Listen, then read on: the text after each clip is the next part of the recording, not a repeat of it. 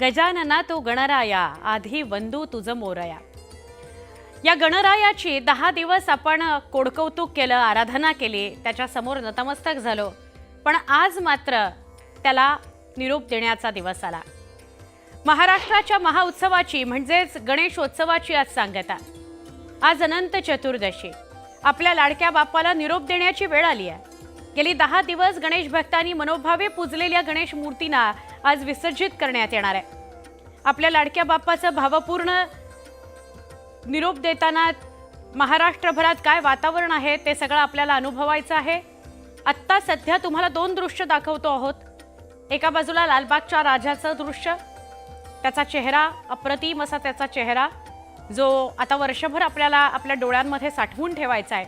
आणि दुसरा मुंबईचा राजा म्हणजेच गणेश गल्लीचा बाप्पा।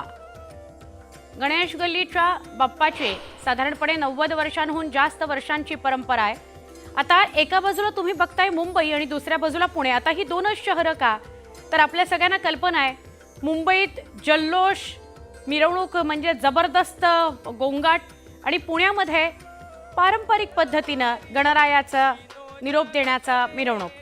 तर अशी मुंबई आणि पुण्याची दृश्य महाराष्ट्रभरातनं नव्हे देशभरातनं मुंबई आणि पुण्यातले बाप्पा बघायला येत असतात।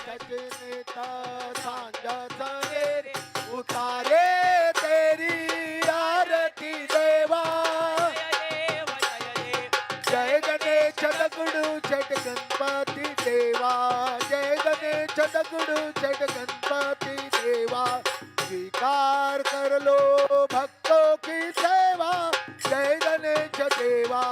जय गणेश दगडू छट गणपती देवा, जय गणेश दगडू छट गणपती देवा। थेट मुंबईमध्ये जाऊया गणेश गल्लीत मुंबईच्या राजाचं दर्शन घ्यायला।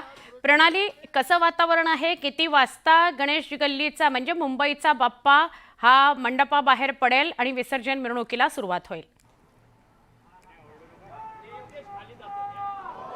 सुवर्ण, आज असा दिवस आहे ज्या दिवशी सगळेच भाविक हे भावूक होत असतात, कारण 10 दिवस बाप्पा त्यांच्या घरी विराजमान असतात। मुंबईतल्या चौकांमध्ये गल्ली गल्लीमध्ये बाप्पा हे विराजमान होऊन आपल्या भक्तगणांना आशीर्वाद देत असतात। परंतु आज त्यांना निरोप द्यायची वेळ आलेली आहे। निरोप देताना सुद्धा जल्लोष कायम असतो, कारण त्यांना माहिती आहे की पुढच्या वर्षी अशाच आशीर्वादांचा वर्षाव करत बाप्पा पुन्हा येणार आहेत। मी सध्या मुंबईच्या गणेश गल्ली परिसरात आहे, जिथं यावर्षी रामेश्वर मंदिराचा देखावा साकारण्यात आलेला होता, आणि आता इथं बाप्पाला निरोप देण्याची तयारी जी आहे ती जवळपास पूर्ण झालेली आहे। थोड्या वेळात आरती होऊन या ठिकाणी बाप्पाला निरोप देण्याची सुरुवात केली जाईल। मुंबईतले गणेश गल्लीचे राजा हे मानाचे गणपती आहे। ह्या गणपतीची जशी प्राणप्रतिष्ठा सगळ्यात आधी होते त्याच पद्धतीनं त्यांना निरोप देण्याची तयारी सुद्धा सगळ्यात आधी केली जाते। इथे जोवर बाप्पांची मूर्ती त्यांच्या मंडपातून हलत नाही तोपर्यंत लालबागचा राजा हा सुद्धा विसर्जनासाठी बाहेर पडत नाही। आपल्याला माहिती आहे की समोरचा आंबेडकर रोड जो आहे त्या रोडवर दोन्ही बाप्पा यांची एकमेकांची नजरानजर होते आणि त्यानंतर पुढे ते मार्गस्थ होत असतात। ही एक परंपरा गेले काही वर्ष आपण सातत्यानं बघत आहोत, आणि त्याच अनुषंगाने आपण या ठिकाणी पाहतो आहोत की सगळ्यात आधी बाप्पाची या ठिकाणी आराधना करून त्यांना निरोप देण्याची तयारी सुरू केली जाईल, आणि नंतर या ठिकाणून बाप्पांची ही मूर्ती मंडपातून हलेल आणि मग वाजत गाजत मागच्या रस्त्यानं आंबेडकर रस्त्यापर्यंत येईल, आणि नंतर ठिकठिकाणी त्यांच्यावर पुष्पवृष्टी केली जाते, भावपूर्ण निरोप त्यांना दिला जातो। अगदी लहान मुलं बाप्पाच्या पायावर टाकली जातात बाप्पाचा आशीर्वाद घेण्यासाठी। वर्षभर लहान बाळांचं आरोग्य चांगलं राहो, त्यांच्यावर सुखाचा वर्षाव होत राहो यासाठी अनेक जण आपल्या लहान लहान बाळांना बाप्पाच्या चरणी पायावर नतमस्तक होण्यासाठी टाकत असतात, आणि त्यानंतर हे बाप्पा सगळ्यांना आशीर्वाद देत देत विसर्जन मिरवणुकांमधून गिरगावच्या चौपाटीवर जात असतात। ही संपूर्ण मिरवणूक जी आहे ती संध्याकाळपर्यंत चालत असते, कारण केवळ लालबागमधून बाहेर पडायला या बाप्पांना साधारणतः दुपार होते, आणि त्यानंतर खरं तर ही मूर्ती वेगानं मार्गस्थ होत गिरगाव चौपाटीमध्ये विसर्जित होते। आत्ता आपण पाहतो आहोत की भाविक जमलेले आहे आणि पुढच्या काही वेळातच या ठिकाणी बाप्पांना निरोप दिला जाईल. साधारणतः 8 वाजता बाप्पा त्यांच्या जागेवरून ज्या ठिकाणी त्यांची प्राणप्रतिष्ठा करण्यात आली होती त्या ठिकाणून त्यांची मूर्ती हलेल आणि त्यानंतर ते मार्गस्थ होतील विसर्जन स्थळाच्या दिशेनं. आत्ता आपण पाहतो आहोत की अतिशय सुंदर देखणी अशी ही बाप्पांची मूर्ती जी गणेश गल्लीचे राजा म्हणून ओळखली जाते, मुंबईतले मानाचे गणपती आहेत ते. आणि यावेळेला रामेश्वरचा देखावा साकारत असताना हनुमंत आपण पाहतो आहोत की बाप्पांच्या पायाच्या जवळ आपल्याला दिसून येत आहेत. यावेळेला खरं तर मुंबईतला गणेशोत्सव थोडासा आपण जर बघितलं तर कुठेतरी यावेळेला थोडी गर्दी कमी आहे की काय असं वाटायला लागलेलं होतं, कारण सुरुवातीला काही दिवस मराठा आंदोलकसुद्धा मुंबईमध्ये दाखल झालेले होते. परंतु आता पुन्हा एकदा मुंबईकर गोळा झालेले आहेत आपल्या लाडक्या बाप्पाला निरोप देण्यासाठी.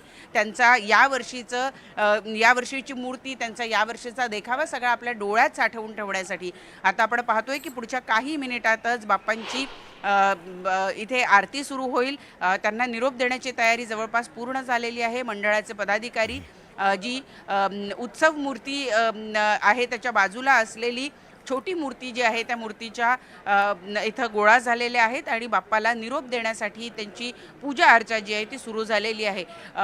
विसर्जन मिरवणुकीमध्ये सामील होणारे जे भक्त आहेत ते सुद्धा मोठ्या संख्येनं या ठिकाणी एकवटलेले आपल्याला बघायला मिळतात. सुवर्णा, नक्की प्रणाली, हा जो निरोप देण्याचा सोहळा आहे एका बाजूला एका डोळ्यात आनंद आणतो, एका बाजूला एका डोळ्यात अश्रू आणतो. तुम्ही आमच्याबरोबर अशाच राहा. लालबागचा राजाच्या चरणी आमचे प्रतिनिधी उदय जाधव उपस्थित आहेत, त्यांच्याशीही बोलूया. उदय, या गणेशोत्सवाच्या कालावधीमध्ये अगदी परेलपासून ते लालबाग चिंचपोकळीपर्यंत गजबजाट असतो. त्यातल्या त्यात लालबागच्या राजाचा थाट, ऐट आणि श्रीमंती काही वेगळीच असते. आपण गेले 10 दिवस आपल्या प्रेक्षकांना लालबागच्या राजाचं दर्शन घडवतोय तुझ्या माध्यमातून. काय सांगशील तयारी संदर्भात?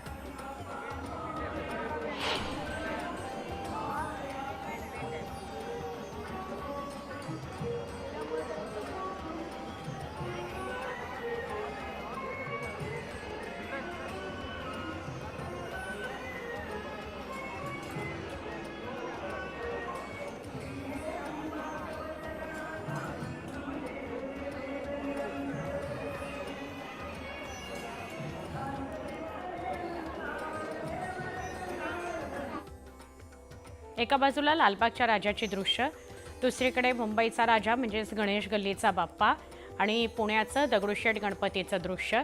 ही तिन्ही दृश्य एका वेळेला आम्ही तुम्हाला दाखवतोय. आजच्या दिवशी विशेष करून असं अनेकदा बघायला मिळेल, आमचे प्रतिनिधी हे ज्या ठिकाणी उपस्थित असतात तिथे प्रचंड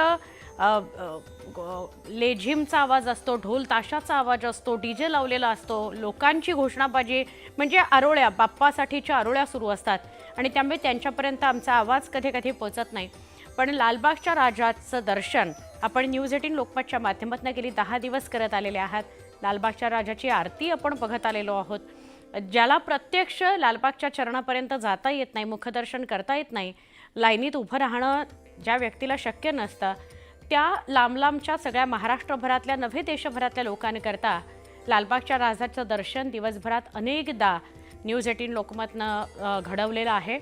यावेळी शेवटच्या, जसं प्रणाली आपल्याला सांगत होती, शेवटच्या 5 दिवसांमध्ये म्हणजे रविवार नंतर प्रचंड गर्दी वाढली आणि इतकी गर्दी वाढली की सगळ्या गणपती बाप्पाच्या मुंबईतल्या दर्शनांना जवळजवळ 15-15 तास लागत होते असं सांगितलं जात आहे. कारण मराठा आंदोलन सुरू होतं मुंबईत, त्यामुळे अनेकांनी मुंबईपर्यंत पोहोचून दर्शनास गर्दी केली नाही. नंतर मात्र आंदोलन संपल्यावरच्या पुढच्या उरलेल्या 2-3 दिवसांमध्ये प्रचंड गर्दी झाली. हा जो बाप्पा आहे तो आपल्या घरी एक 10 दिवस येतो आणि 10 दिवस सगळ्यांच्या आयुष्यात, मनात आनंद पेरून जातो. या बाप्पाची वर्षभर आपण वाट बघतो की चला तो येईल आणि आपण त्याचं कोडकौतुक करू शकू. आणि म्हणून गणेश चतुर्थी ते अनंत चतुर्दशी असा हा कालावधी सगळ्या गणेश भक्तांकरता सुवर्णाक्षरात नोंदवावा असा क्षण असतो. मंडळांमधले जे बाप्पा असतात तर सगळे कार्यकर्ते लगबगीनं या बाप्पाचं कोडकौतुक करत असतात आणि हजारो लाखो लोकांना त्याचं दर्शन मिळतं. जाऊया आपण पुन्हा लालबागच्या राजाचं दर्शन घ्यायला. उदय, काय सांगाल मिरवणुकीची तयारी? जगभरातील गणेश भक्तांचा आराध्य दैवत बनलेल्या लालबागच्या राजाचं आज आपण पाहतोय की विसर्जन सोहळा आहे आणि हा राजेशाही विसर्जन सोहळा आपण इथे माझ्या मागे पाहत असाल. लालबागच्या राजाच्या मूर्तीचं तयारी जी आहे अंतिम टप्प्यामध्ये आलेली आहे. तर आपण इथे सगळे पाहू शकतो की कशा प्रकारे एकूण लालबाग मार्केटमध्ये सजावट जी आहे ती करण्यात आलेली आहे.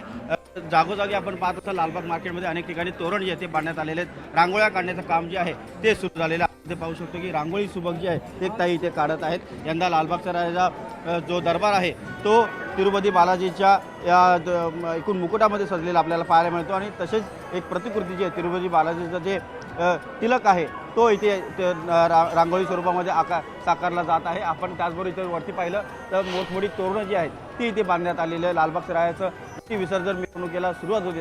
तसे हार जे आहेत गणेश भक्तांचे ते हार या लालबागच्या राजाला अर्पण केले जातात आणि हे हार गिरगाव चौपाटीपर्यंत आपल्याला पाहायला मिळतात.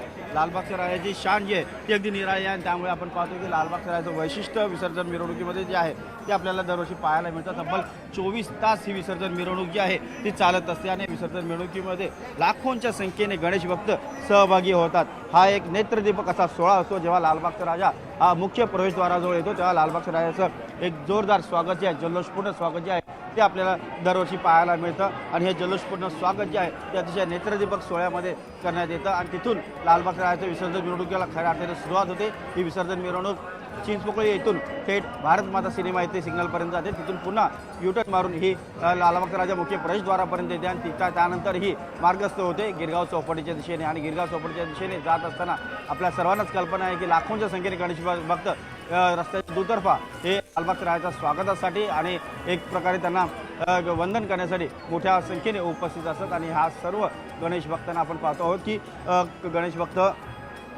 असुचलेले असतात की एकदा लालबागच्या राजाचं दर्शन होतं. या दृष्टिकोनातून पुढील काही वेळात म्हणजे साधारणतः 9 वाजता लालबागच्या राजाची विधिवत पूजा करण्यात येणार आहे. उत्तर आरती होणार आहे आणि त्यानंतर आरती झाल्यानंतर लालबागच्या राजाच्या राजेशाही विसर्जनाला सुरुवात होणार. नक्की नक्की आपण असेच सोबत राहा उदय. 4 दृश्य न्यूज 18 लोकमतच्या प्रेक्षकांकरता. पहिली जी बाप्पाच्या चेहऱ्याची मूर्ती तुम्हाला दिसते, चेहरा दिसतोय बाप्पाचा, तो लालबागच्या राजाचा चेहरा आहे. सुंदर असे डोळे आहेत बाप्पाचे, आपल्या सगळ्यांकडेच बघतायत, आशीर्वाद देत आहेत, प्रेमानं लाड करतायत आपले. दुसरा आहे मुंबईचा राजा म्हणजेच गणेश गल्लीचा बाप्पा आणि दगडूशेठ गणपतीची दृश्य आपल्याला बघायला मिळत आहेत पुण्यामधून. आणि भाऊ रंगारी मानाचा गणपती, मानाचे जे 5 गणपती आहेत पुण्यातले त्यातला एक भाऊ रंगारी ज्याची मूर्त आपल्याला बघायला मिळते. ही 4 दृश्य न्यूज 18 लोकमतच्या प्रेक्षकांकरता.